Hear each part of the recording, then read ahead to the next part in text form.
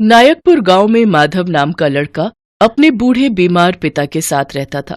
वो अपना और अपने पिता का पेट पालने के लिए जलेबी बनाने का काम किया करता था। वो जलेबी बनाकर उसे साइकिल में बेचने निकलता और गली गली जलेबी बेचता और पैसे कमाता। वो अपनी साइकिल को प्यार से धन्नो बुलाता था। जलेबी ले लो, गर्मा गर्म जलेबी, करारी करारी कुरकुरी जलेबी। अरे ओ माधव, अरे तनिक हमरे लिए भी 250 ग्राम जलेबी लगाई दियो। हाँ हाँ चाचा, अभी लो। भाई वाह, स्वाद तो बहुत बढ़िया है। हा, तुम्हारी जलेबी के आगे तो 5 स्टार होटल की जलेबी भी फेल है भैया। वहां तो हमें 500 रुपया देकर भी जलेबी का ऐसा स्वाद नहीं मिलता जो तुम्हारी 20 रुपए की जलेबी में मिल जाता है भैया। वाह वाह वाह वाह भाई वाह, अगर हमारे नायकपुर में कहीं स्वर्ग है तो तुम्हारी जलेबी में ही है भैया।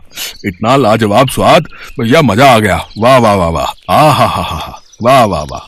माधव की जलेबी की खूब बिक्री होती क्योंकि उसके जैसी कुरकुरी और स्वादिष्ट जलेबी पूरे गांव में कोई नहीं बना पाता।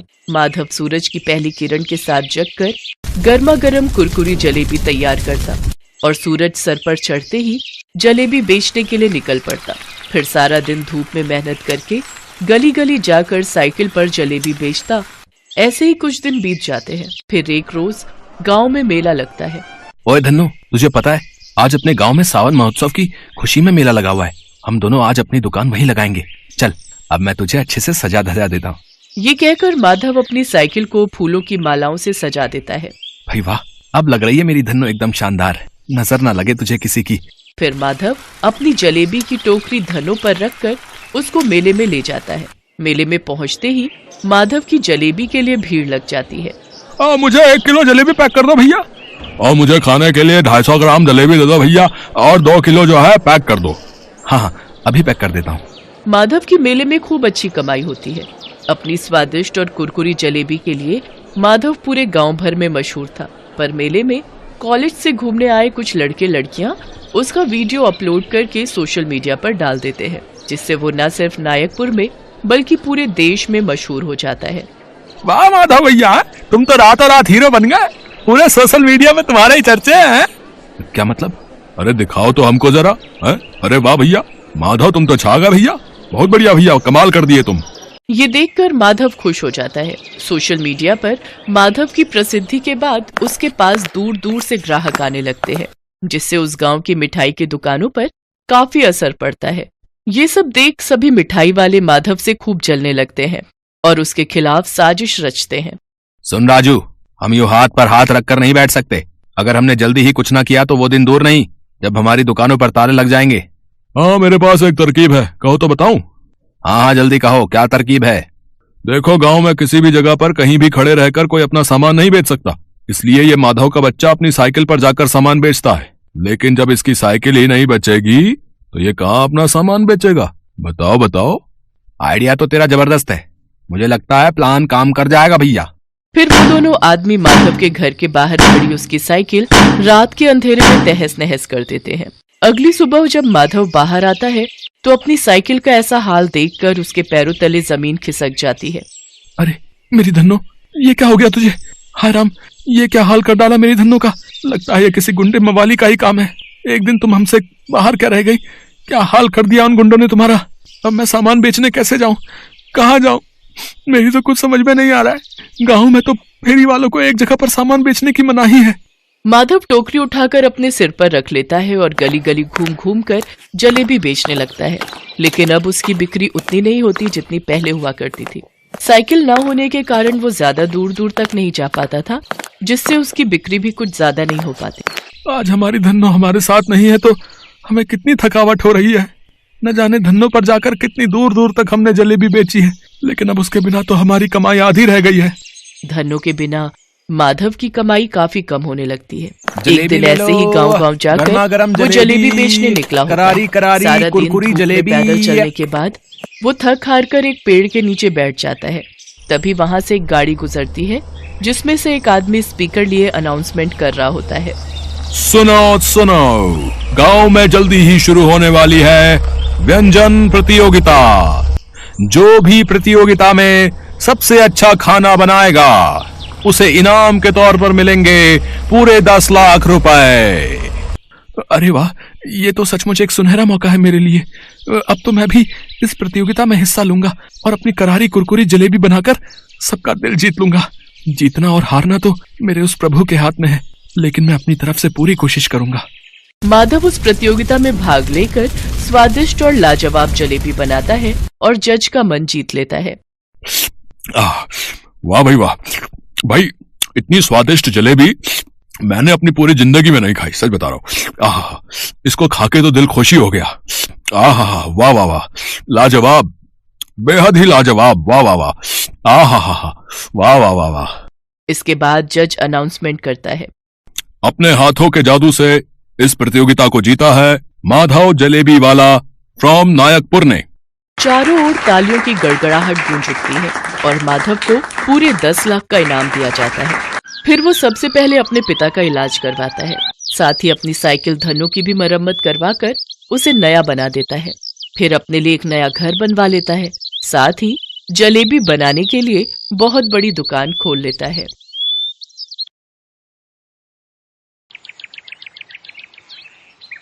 जवाहर बैलगाड़ी चलाता है। उसके दोनों बैलों का नाम राम और श्याम है। वो राम और श्याम से बहुत प्यार करता है। आजा राम श्याम, खाना खा ले, आज बहुत काम करना है। राम और श्याम भी जवाहर से बहुत प्यार करते हैं। वो दोनों सिर्फ जवाहर के हाथों से ही खाते हैं। दोनों को खाना खिलाकर जवाहर उनको गाड़ी के साथ बांधता है और बैलगाड़ी चलाते हुए काम की खोज में निकल जाता है। कभी रास्ते में किसी को कहीं जाना होता है तो उसे जवाहर कुछ पैसों के बदले छोड़ देता है, तो कभी कोई सामान अपनी बैलगाड़ी में एक जगह से दूसरी जगह पहुंचाता है। उसी से उसका दिन गुजर जाता है। और क्या चाहिए जिंदगी से, बस ऐसे ही दिन बीत जाएं, और क्या। लेकिन जवाहर को कहाँ पता है कि उसकी जिंदगी में तो अभी आंधी आने वाली है। जवाहर की माँ यशोदा बूढ़ी हो गई है, घर का काम वही संभालती है। एक दिन यशोदा जवाहर से कहती है, बेटा मैं बूढ़ी हो गई हूँ, अब शादी कर ले, मेरे जाने के बाद तुझे कौन देखेगा। ऐसा मत कहो माँ, तुम हमेशा मेरे साथ रहोगी। भला ऐसा भी कभी होता है क्या? मेरी बात मान, शादी कर ले, मैं लड़की देखती हूँ। यशोदा लड़की देखना शुरू करती है। पास ही के गांव में एक लड़की है, उसका नाम सुलेखा है। सुलेखा बड़ी घमंडी और खुदगर्ज लड़की है। वो अक्सर अपनी सहेलियों से कहती है, मैं शादी करूंगी तो किसी अमीर लड़के से करूंगी, हाँ तुम लोग बस देखते रह जाओगे। हाँ सुलेखा, तू इतनी सुंदर जो है। यशोदा उसी गांव की लड़की है। इसी वजह से सुलेखा के पिता भोला चंद के साथ उसकी जान पहचान है। वो दोनों बचपन में एक साथ खेलकूद किया करते थे। भोला चंद जब सुनता है कि यशोदा अपने बेटे के लिए लड़की ढूंढ रही है, तो वो खुद सुलेखा का रिश्ता लेकर यशोदा के पास चला आता है। यशोदा, मेरी बेटी को अपने घर की बहू बना ले। तेरा बेटा बहुत अच्छा है, मैं उसे मेरा दामाद बनाना चाहता हूँ। ये तो मेरे लिए बड़े सौभाग्य की बात है। हमारी बचपन की दोस्ती रिश्तेदारी में बदल जाएगी, इससे ज्यादा और क्या चाहिए। दोनों मिलकर जवाहर और सुलेखा की शादी तय कर लेते हैं। लेकिन ये सुनकर सुलेखा बहुत गुस्सा हो जाती है। क्या? मैं एक गरीब बैलगाड़ी चलाने वाले से शादी नहीं करूंगी। लेकिन बेटी, वो लोग बहुत अच्छे हैं, तू वहाँ पर खुश रहेगी। नहीं, मुझे खुशी नहीं चाहिए, मुझे पैसे चाहिए। मैं पैसों से खुशी खरीद सकती हूँ। तो एक बार मिल तो ले उनसे, तेरी खुद की माँ नहीं है। देखना, यशोदा का प्यार तुझे लुभा जाएगा। बड़ी मुश्किल से सुलेखा उनसे मिलने के लिए राजी हुई। ठीक है, एक बार मिल लेती हूँ, उसके बाद मजा चखाऊंगी। अगले दिन जवाहर और यशोदा भोला चंद के घर पर चले गए।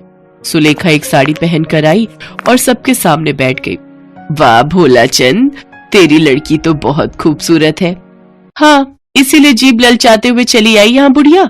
ये सुनकर सभी चौंक गए। भोला चंद ने कहा, ये क्या बेटी, ये कैसी भाषा है? मैं तो ऐसे ही बात करूंगी पापा। ये दोनों गरीब नल्ले मुझे अपने घर ले जाने के लिए आए हैं। वो घर है या कबाड़ खाना? देखिए सुलेखा जी, आप मेरी और मेरी माँ का अपमान कर रही हैं। अरे मान अपमान तो अमीरों का होता है, तुझ जैसे नाली के कीड़े वो क्या जाने। और तभी एक गड़बड़ हो गई। यशोदा का दिल कमजोर था, वो ये सब सह नहीं पाई।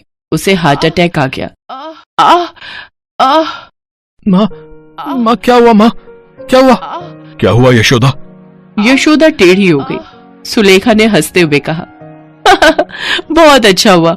वैसे भी बुढ़िया धरती पर बोझ है, बोझ। ऐ सुन लड़के, मुझसे शादी करनी हो ना तो 1 साल के अंदर 10 लाख रुपए कमा कर मेरे सामने ला, तब सोच कर देखूंगी। ये बोलकर सुलेखा चली गई। यशोदा को अस्पताल ले जाया गया, लेकिन उसे पैरालिसिस हो गया। डॉक्टर साहब ने कहा, इन्हें ठीक करने के लिए 5 लाख रुपए की जरूरत है। पैसा है तुम्हारे पास? जिंदगी में पहली बार जवाहर को अपनी गरीबी पर दुख हुआ। वो सोच में पड़ गया। घर बैठे सोचता रहा। सुबह राम और श्याम को लेकर काम पर निकल जाने लगा और शाम को घर लौटकर खाना बनाने लगा और अपनी माँ की देखभाल करने लगा। कुछ महीने ऐसे ही बीत गए। खाना बनाते बनाते जवाहर को खाना बनाने से प्यार हो गया, लेकिन अपनी माँ की दवाई खरीदने के लिए उसे घर गिरवी रखना पड़ा। उधर सुलेखा सोशल मीडिया की मदद से एक लड़के से मिली। लड़के का नाम सुशांत है और वो बहुत बड़े अमीर आदमी का लड़का है। मुझे तो तुम जैसे किसी का इंतजार था। आज मुझे सब कुछ मिल गया है सुशांत। हाँ सुलेखा, तुम बहुत खूबसूरत हो। हम दोनों जिंदगी भर साथ रहेंगे। सुलेखा एक खुशहाल जिंदगी का सपना देखने लगी। इधर 2 महीने बाद भी जब जवाहर पैसे नहीं लौटा पाया, तब उसे और उसकी माँ को घर से निकाल दिया गया। ऐसा मत कीजिए साहब, हम गरीब हैं, हम कहाँ जाएंगे? वो बात कर्जा लेने से पहले सोचनी चाहिए थी। अब जा भाग यहाँ से, आज से घर मेरा। जवाहर ने यशोदा को बैलगाड़ी पर सुला दिया और वो बैलगाड़ी चलाकर शहर की ओर चलने लगा। उसके पास सिर्फ खाना बनाने के लिए एक चूल्हा है। माँ, आज से ये बैलगाड़ी ही हमारा घर है। क्यों राम श्याम, हम दोनों इसमें रह पाएंगे ना? राम और श्याम ने चिल्लाकर सम्मति दी। जवाहर शहर पहुंच गया। शहर तो आ गया मैं, लेकिन अब पैसे कैसे कमाऊं? क्या करूं? माँ को बैलगाड़ी में छोड़कर कहीं जा भी तो नहीं सकता, और यहाँ बैलगाड़ी में कोई चढ़ेगा भी नहीं। क्या करूं, कुछ समझ में नहीं आ रहा है। शाम होते ही जवाहर ने देखा कि आसपास बहुत सारे लोग ठेला लेकर आ गए और खाना बनाकर बेचने लगे। तब जवाहर के दिमाग में आइडिया आया। अरे, मेरे पास तो चूल्हा है और माँ की गुप्त कुछ रेसिपी भी। क्यों ना मैं भी खाना बेचूं? जवाहर के पास जो कुछ बचे खुचे पैसे थे, उससे जवाहर ने सब्जियां खरीद ली और उससे खाना बनाने लगा। अरे वाह, ये कौन सी डिश है भाई? ये है अनोखी आलू। ये मेरी माँ ने मुझे सिखाई है। अरे वाह, नाम तो बहुत बढ़िया है भाई। अनोखी आलू है और स्मेल भी बढ़िया है भाई इसकी। दो जरा मुझे 1 प्लेट अनोखी आलू दो। उस आदमी ने खाना खाया और उसे बहुत अच्छा लगा। ऐसे ही बहुत सारे लोग आते रहे और खाना खाते रहे। जवाहर के पास पैसे भी जमने लगे। उसे खाना बनाने में मजा आने लगा। उसने खुद से बहुत सारी नई रेसिपी बनाई। उधर सुलेखा सुशांत के साथ शहर में इधर उधर घूमती रही और ऐसे ही घूमते घूमते वो दोनों जवाहर की बैलगाड़ी के पास चले आए। अरे, तू यहाँ बैलगाड़ी में बैठकर खाना बेच रहा है? तेरी औकात तो यही करने की है। ऐसे क्यों बात कर रही हो तुम? भैया, आप मुझे हर एक डिश 1-1 प्लेट लगा कर दो। जवाहर ने सुशांत को 1-1 प्लेट हर डिश का दिया। खाना खाकर सुशांत को बहुत अच्छा लगा, पर उसने सुलेखा के सामने कुछ कहा नहीं। रात को वो जवाहर के पास अकेला आया और बोला, सुनो, कई दिनों से मैं एक रेस्टोरेंट खोलने के बारे में सोच रहा हूँ, पर मुझे शेफ नहीं मिल रहा था। तुम अच्छा खाना बनाते हो, तुम मेरे साथ पार्टनरशिप करोगे? हाँ हाँ जरूर, लेकिन सुलेखा। अरे तुम उसकी चिंता मत करो, वैसे भी मैं कल उससे ब्रेकअप करने वाला हूँ। पापा मेरी शादी किसी और के साथ तय कर चुके हैं। अगले दिन सुशांत ने सुलेखा के साथ ब्रेकअप कर लिया। सुलेखा को धोखा मिल गया। जवाहर ने सुशांत के साथ पार्टनरशिप कर लिया और वो रेस्टोरेंट का मालिक बन गया। उसने अपनी माँ का ऑपरेशन करवाया। यशोदा पूरी तरीके से ठीक हो गई और 1 साल के अंदर जवाहर करोड़पति बन गया। ये देखकर सुलेखा जवाहर के पास आई। जवाहर, मुझे माफ कर दो, मैं तुमसे शादी करने के लिए तैयार हूँ। अरे जाओ जाओ, तुमसे अच्छा तो मेरे 2 बैल हैं, बुरे वक्त में साथ तो देते हैं। जाओ यहाँ से, फालतू लोगों से बात नहीं करता। सुलेखा को सीख मिल जाती है और जवाहर यशोदा के साथ खुशी खुशी जिंदगी बिताने लगता है। Best buddies. Hello friends. Thanks for watching this video. अगर आपको ये वीडियो पसंद आया है तो प्लीज लाइक, सब्सक्राइब, कमेंट्स करें इस वीडियो पर और हाँ, शेयर करना भी ना भूलें। और भी मजेदार वीडियो देखने के लिए नीचे दिए गए बेल आइकॉन को दबाएं। देखते रहिए बेस्ट बडीज।